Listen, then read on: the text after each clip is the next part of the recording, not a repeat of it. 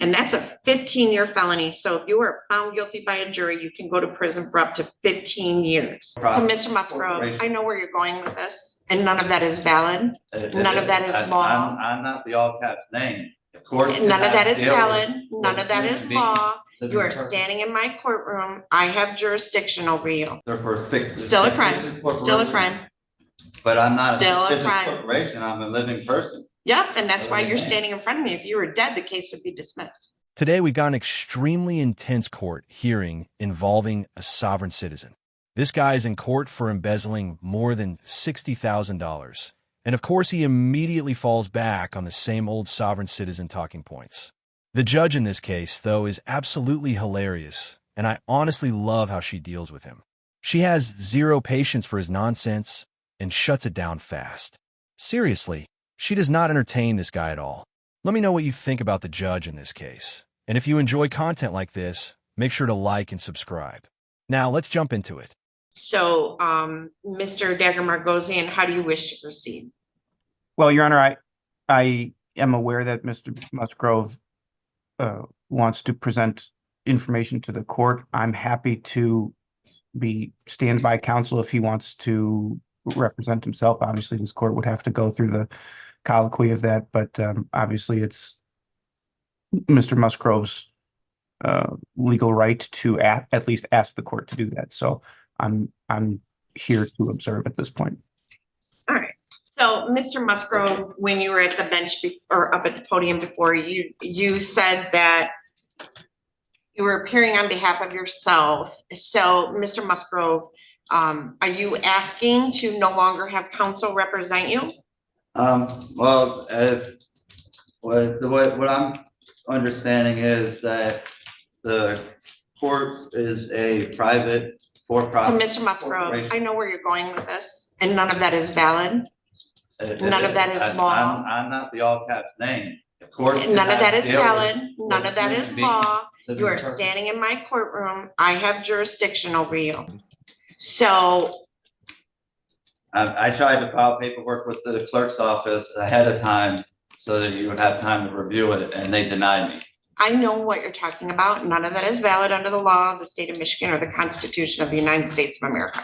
Why do sovereign citizens always rely on that all caps argument? That excuse makes absolutely no sense to me. What does a case being written in all capital letters even prove? If anything, it just makes them look like they spent 10 minutes on Google searching for sovereign citizen loopholes and picked the very first thing they found. Honestly, if they're going to argue that the court has no jurisdiction, I'd rather they just not show up at all. That way the court wouldn't have to waste time on this nonsense and could focus on real cases. What do you guys think? Is the all caps argument just as confusing to you as it is to me? Let me know in the comments. And now let's get back to the hearing. What do you mean it is? No. The Supreme Court says it is. What does it say it is? The Supreme Court says that if we were at the age of 18, we were supposed to claim our minor status. Nope, not valid. Okay.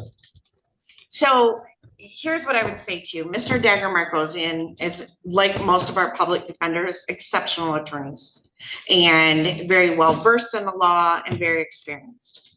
He gives legal advice. You may not like the legal advice, but it's usually good advice. I've never had anyone from the public defender's office not wholeheartedly try to represent their clients.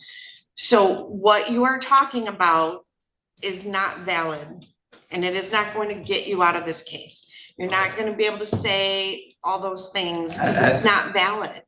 Everyone involved in this court case has a financial interest in the case. I don't have a financial interest in your case. I get paid by the state of Michigan, whether you plead, whether it gets dismissed. I don't make any money off you. We have budgets. The court system is not a profit generating revenue. We are here to represent people so that people who are charged with crimes are protected. People who are victims of crimes are protected.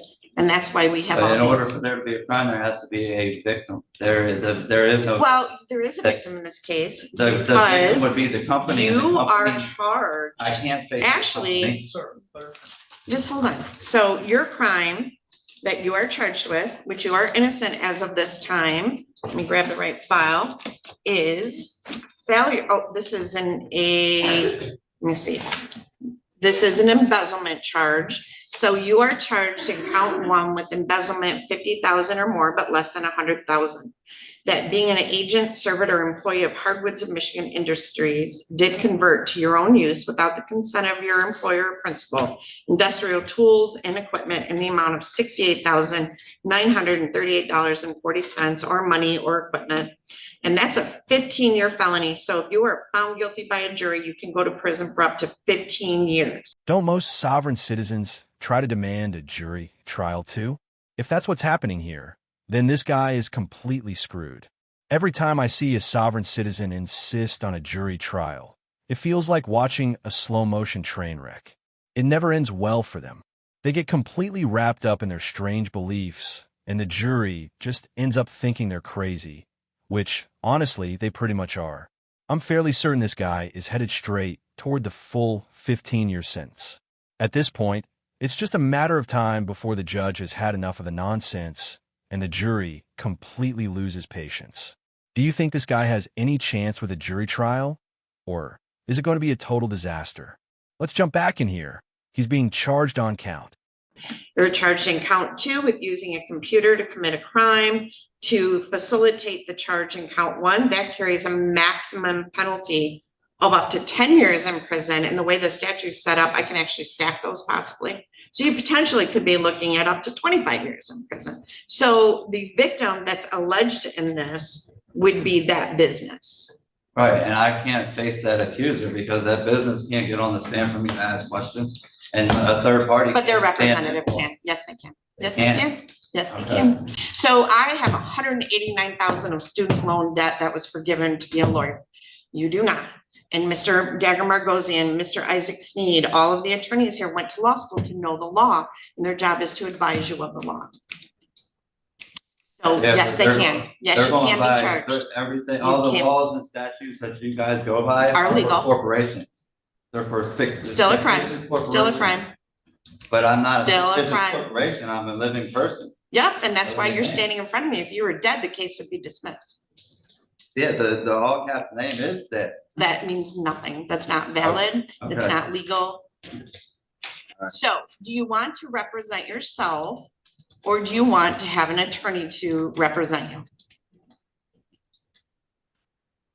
I need some time to think. Okay, so I'm gonna set this for another pretrial on March 20th at 8:30 in the morning. And Miss Adams, could I get a notice of hearing for Mr. Musgrove? This guy seriously needs to stop the crayon eating diet before his next court date, because if he doesn't, he's probably looking at least 10 years. Judges really do not like sovereign citizens. And after watching this entire hearing, it's pretty obvious why. With every word he speaks, he's just digging himself deeper and deeper. How many brain cells did you guys lose watching this video? Because honestly, I'm feeling a little lightheaded after all this crayon eating nonsense. At this point, I wouldn't be surprised if the judge just gives him a permanent seat in the courtroom for all the trouble he's causing. But seriously, let me know what you thought about this whole hearing. Was this guy as ridiculous as I think?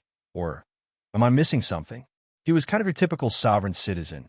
Not completely unhinged, but definitely not easy to deal with either. If you enjoyed this video, don't forget to hit the like button and subscribe for more content like this.